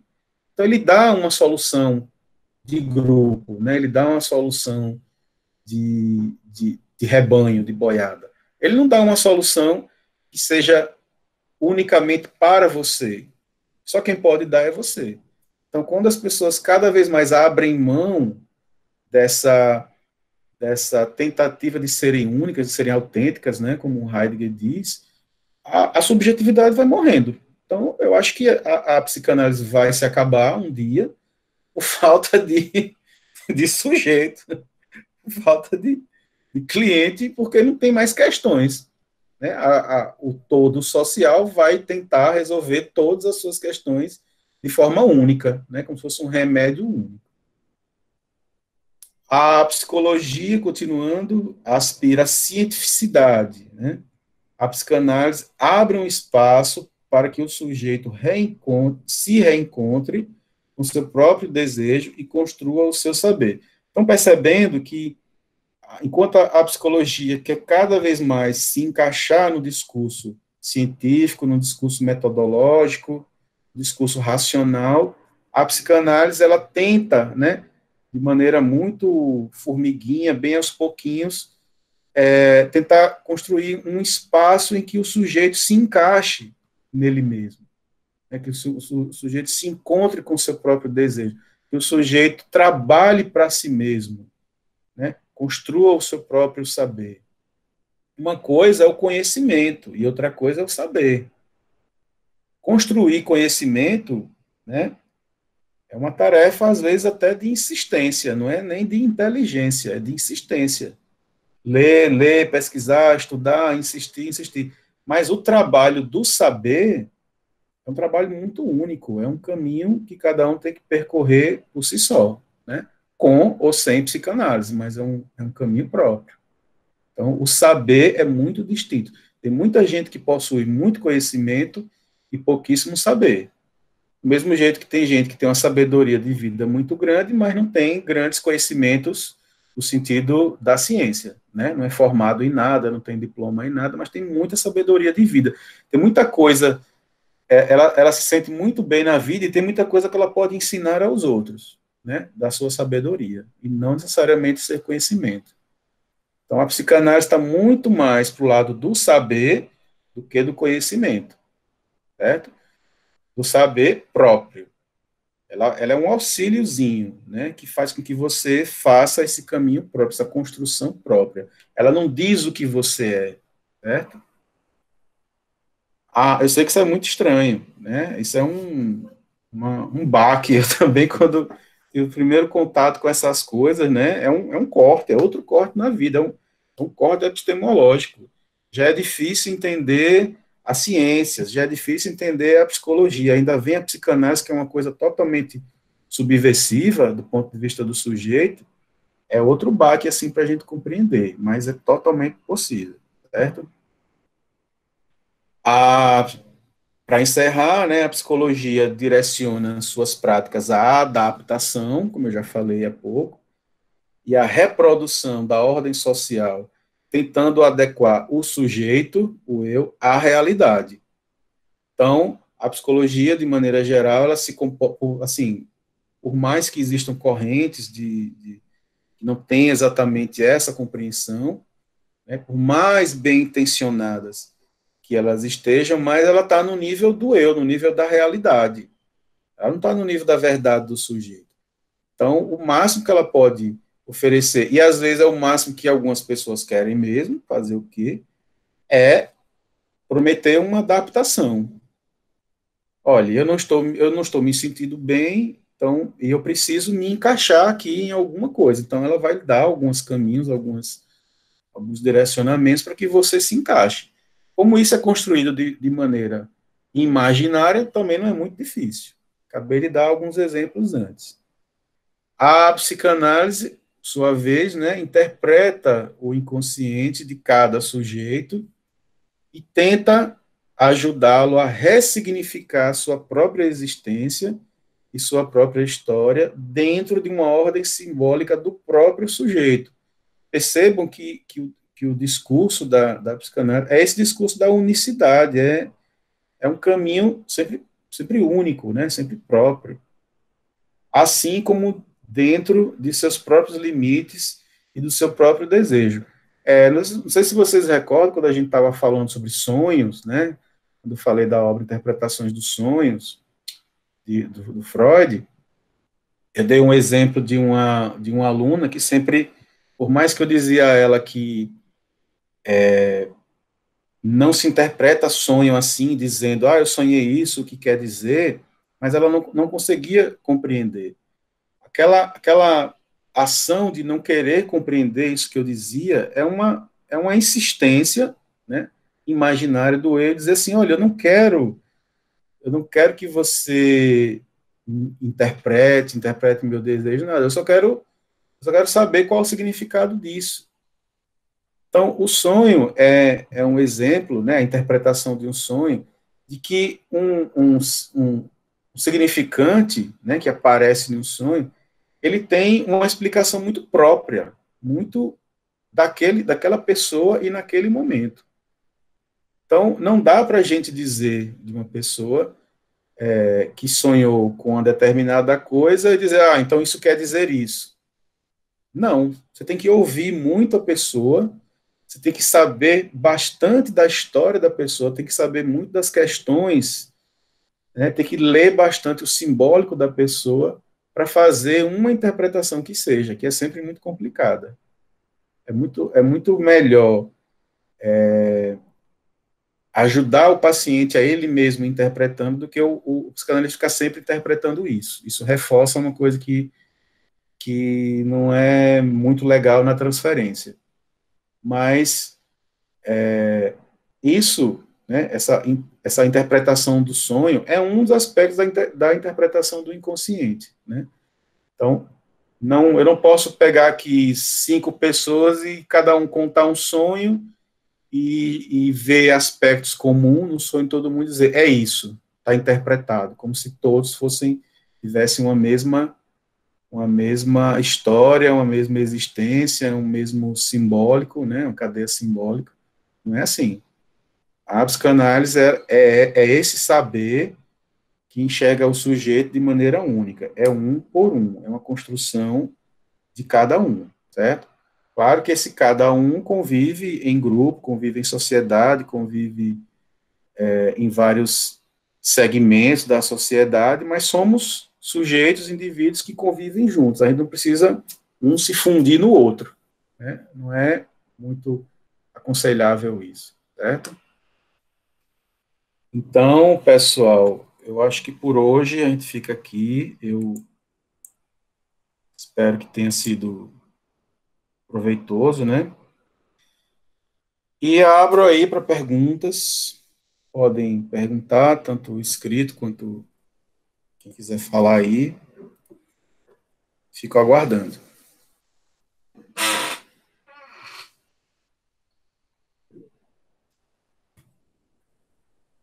Cíntia escreveu aqui, bem esclarecedor. Que bom. E aí, pessoal?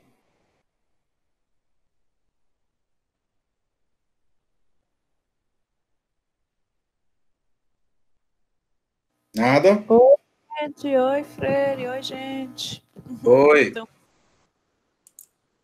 ouvindo? Sim. É bem legal, mas quanto mais a gente assiste as apresentações dele, mais a gente vê o quanto é complexo esse mundo, né? Agora sim, Sim. Freire, é Ah, interessante. Eu achei interessante aí essa parte, porque sim. tanto a psicologia quanto a psicanálise, eles têm seus objetivos, né?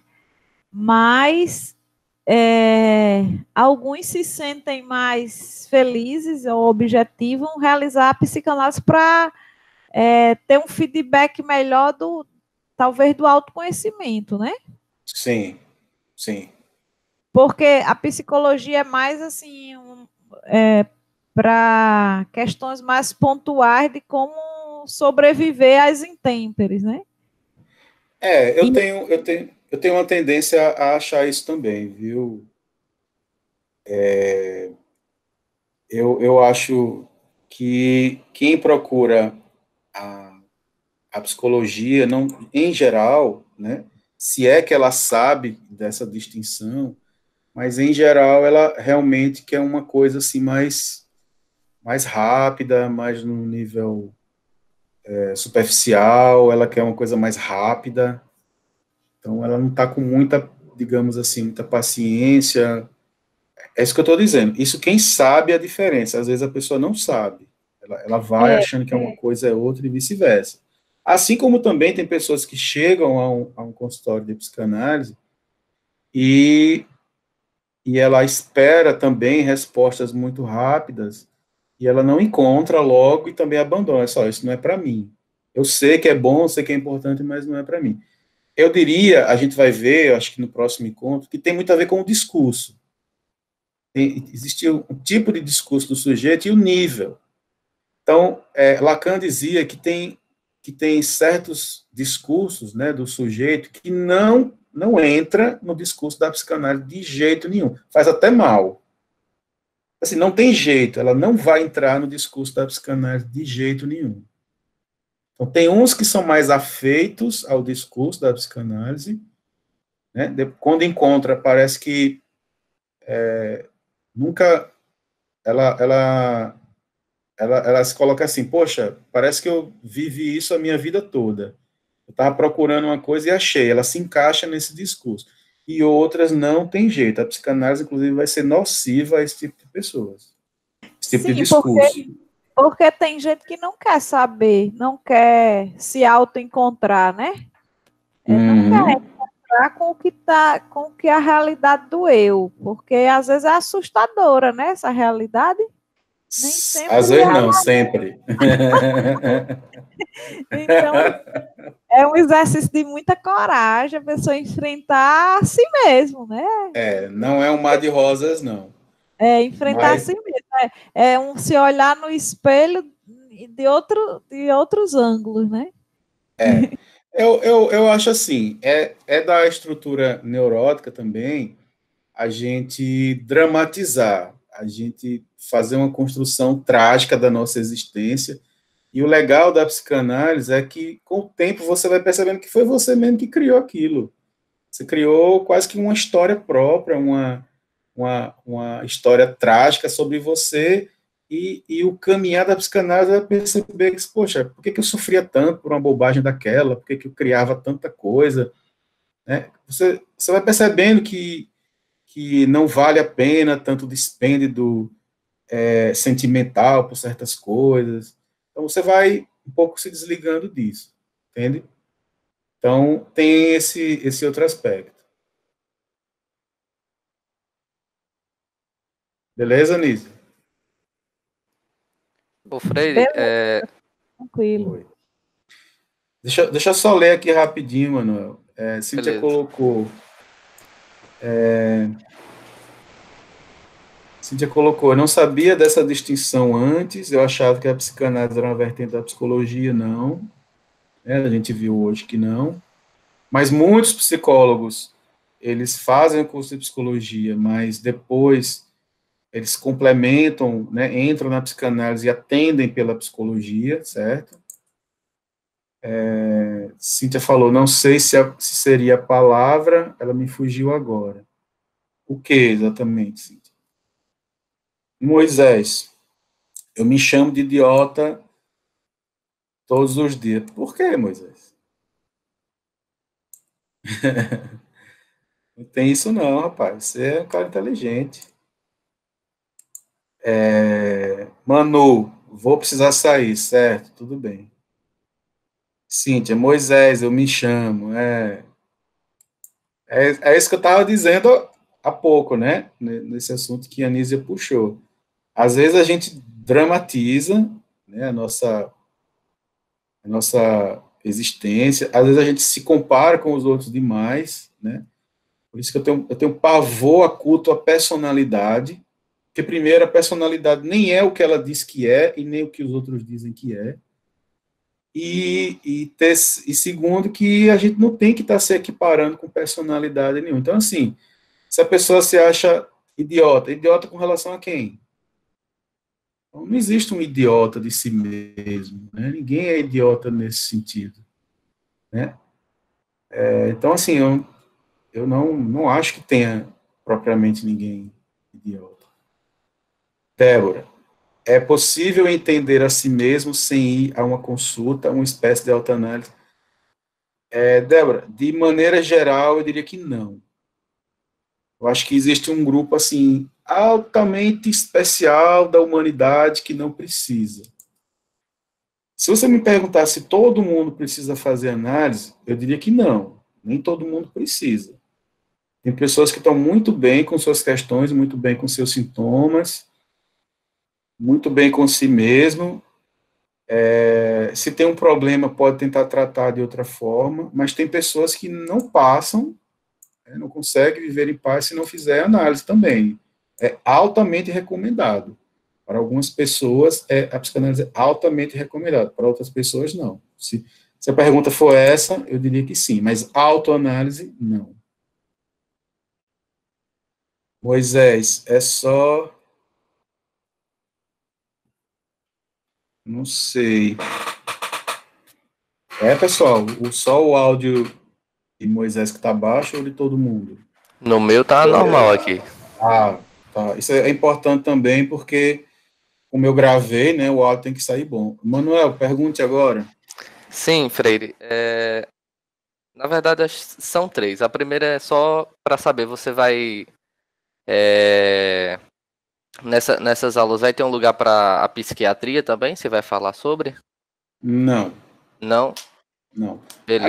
A não ser de forma muito pontual. Por exemplo, eu acho que no próximo encontro a gente já fala disso, quando eu digo que a psicanálise não se utiliza de termos de síndromes, por exemplo, que isso é mais da psiquiatria, a psicologia se utiliza muito disso, a psicanálise não trabalha sobre a perspectiva de síndromes. Então, eu falo da psiquiatria mais dessa forma.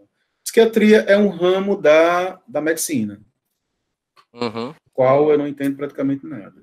É que eu cheguei a perguntar a um psiquiatra e ele me sobre Freud e tal, e ele me disse que era uma base muito importante.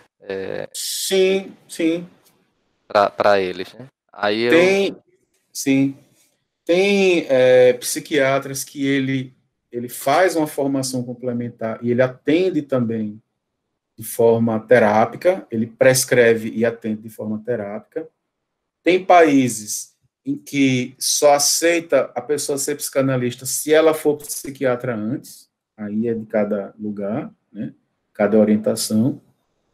E tem psiquiatra que passa longe da psicanálise, não quer saber nem ouvir falar o nome, entende tudo. Entendi. Porque o foco é a medicação. Né? Sei. Eu tinha visto esse negócio que, assim, normalmente a psiquiatria trata mais os sintomas, e principalmente usando a medicação, né? Se importa mais com sintomas em si. Isso. Aí, outra coisa, como é normalmente a frequência de alguém para fazer uma análise? A frequência que ela vai nas sessões? Como é normalmente? Olha, ou isso é combinado? Relativo. Sim. Isso é muito relativo, porque eu acho que tem um aspecto até histórico nisso. Freud, quando começou a atender, eu já vi relatos que tinha paciente que ia todo dia. Porém, eram pacientes que iam todo dia, mas num período muito curto. Por exemplo, ele ia todo dia durante 3 meses.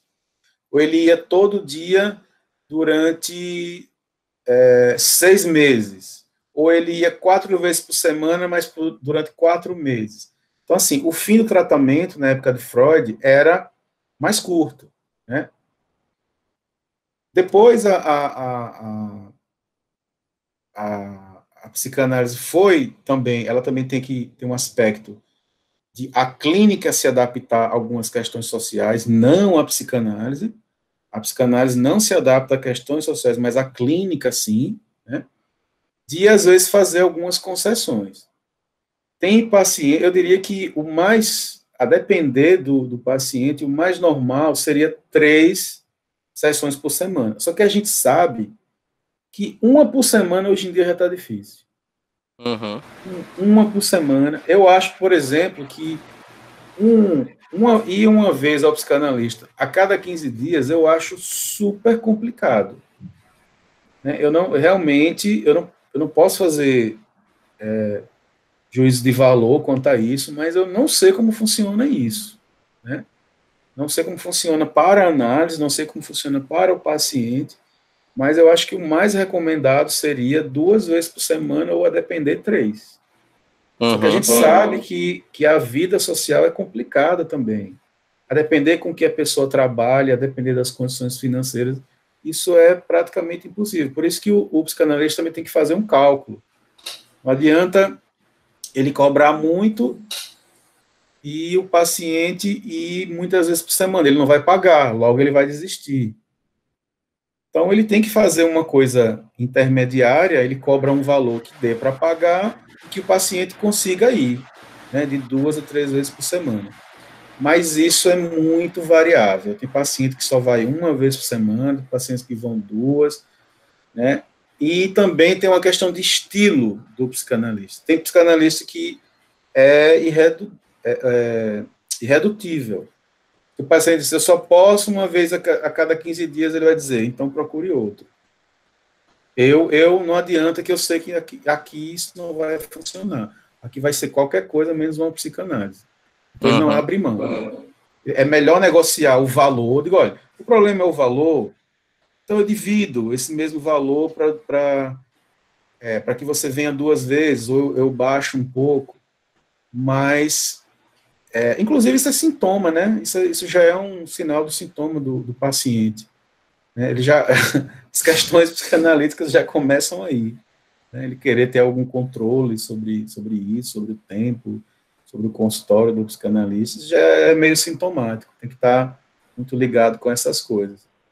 Então, não existe uma coisa fixa, né? Depende muito do paciente, depende muito do estilo do psicanalista. Mas, em média, eu diria que é isso. 1 vez por semana, 2 vezes. Beleza? Beleza. E por último, Sim. só quanto tempo você passou com o consultório? Quanto tempo eu passei com o meu consultório atendendo? Isso. Deixa eu lembrar aqui.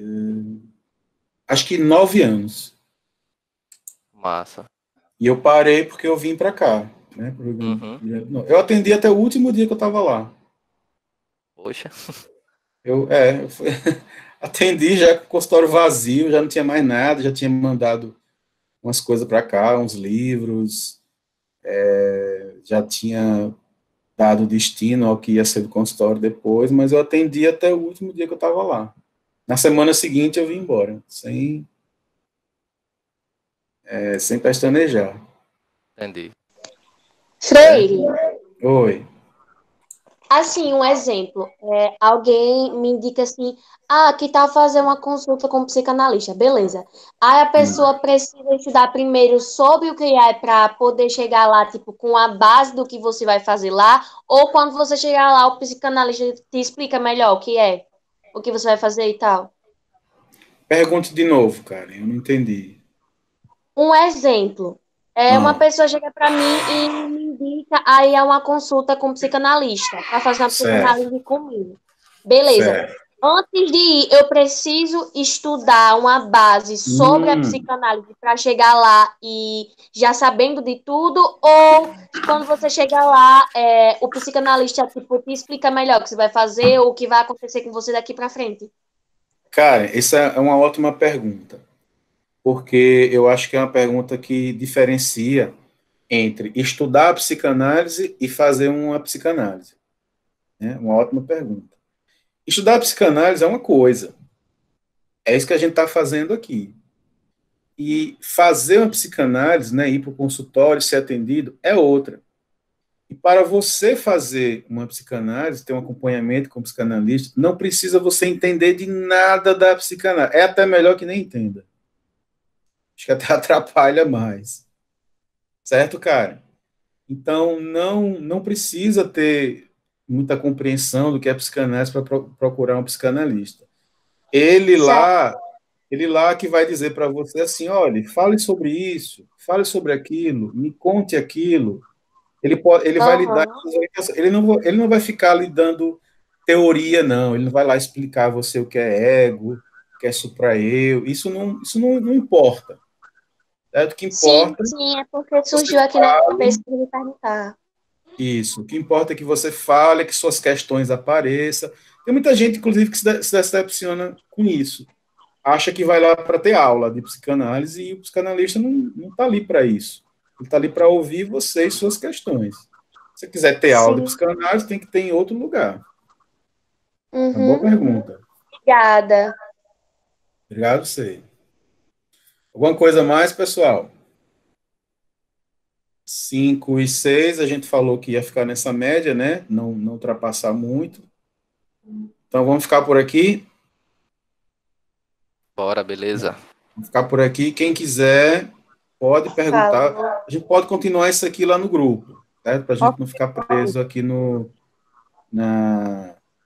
no Meet. Então, quem quiser pode perguntar no grupo que eu respondo lá, gravo o áudio, beleza? Ok. Beleza. Ah, Valeu, pessoal, obrigadíssimo, viu? Valeu, Freire. Até mais. É.